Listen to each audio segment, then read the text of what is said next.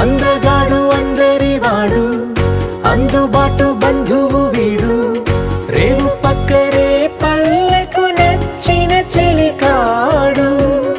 పంచదార నవ్వుల వాడు, పాతికేల పండుగ వీడు,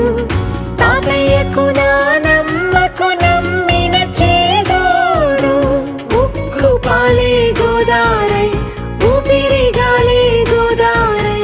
గలగల పరుగుల కలలుగా అలలెగసిన తన వయసుకు నలు పెరుగని పసి మనసుకు శతమానం భవతి.